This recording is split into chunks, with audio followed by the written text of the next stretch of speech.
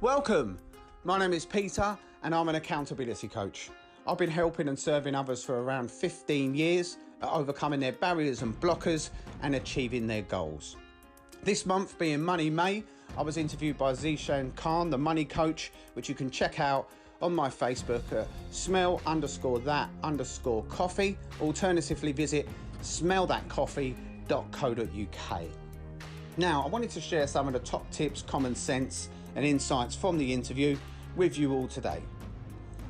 So I wanted to start off with a real basic around debt. Now, we seem to have troubles achieving our goals when we're pulling the weight of debt behind us. And my first recommendation is we all need to clear down our debt.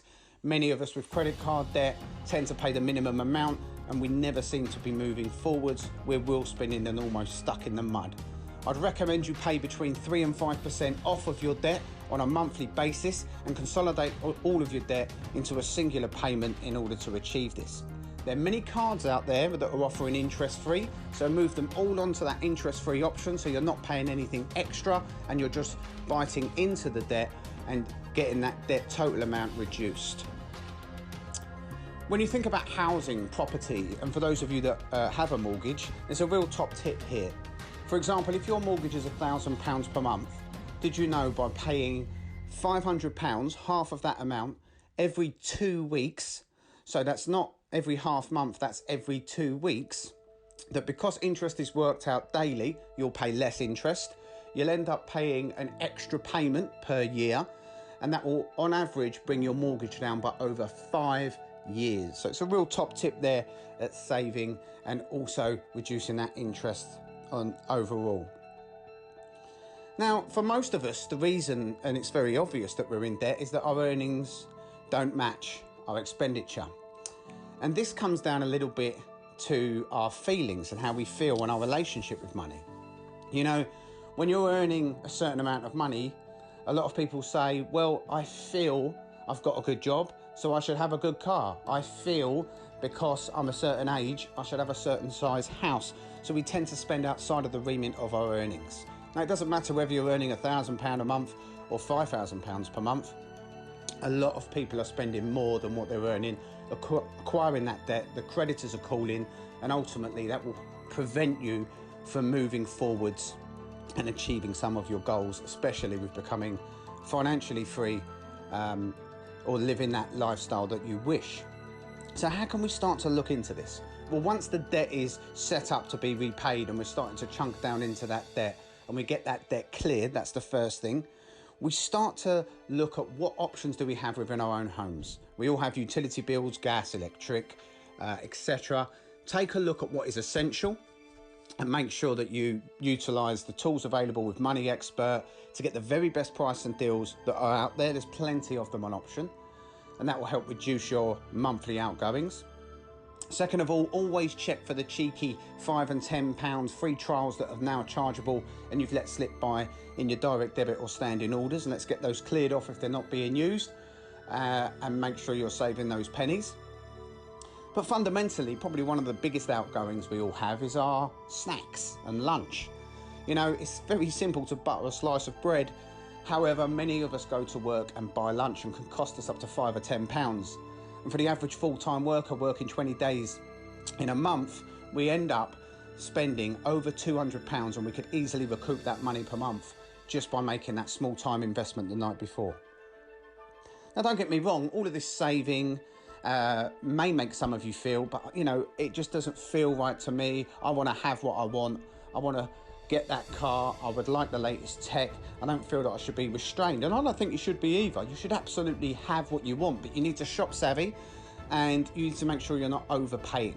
Some people are tempted, and when they don't have the money, it's all too easy to put things on a no money down, spread the cost, or a small amount of money down and spread the cost, and inevitably you're taking a loan here and you pay for that loan, so you're going to be paying more with the interest back than what that item is worth.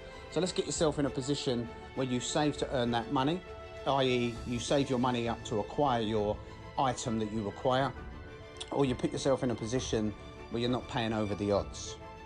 So how are you going to do that? Well, it comes down to two things. One is your financial plan. We all know that by having a plan would assist us in life to have more money and be in more control.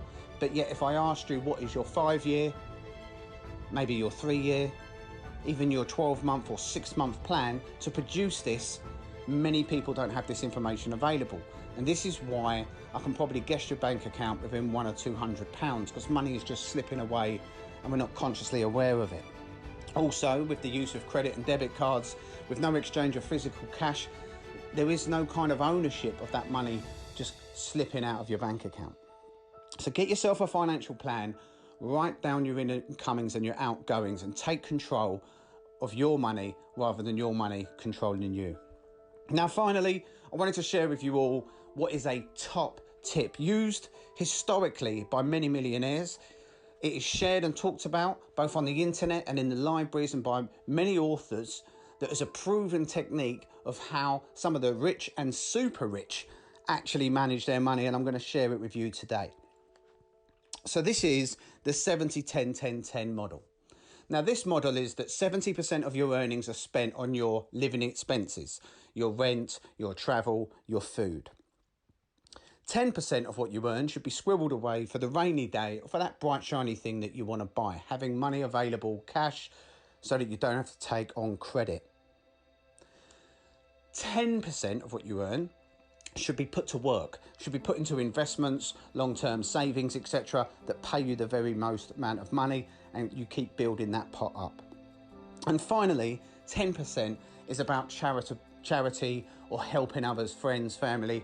It's good, and being in a position of work with money coming in, it's great to be empowered to be able to help others and to be able to give back. So that's the 70-10-10-10.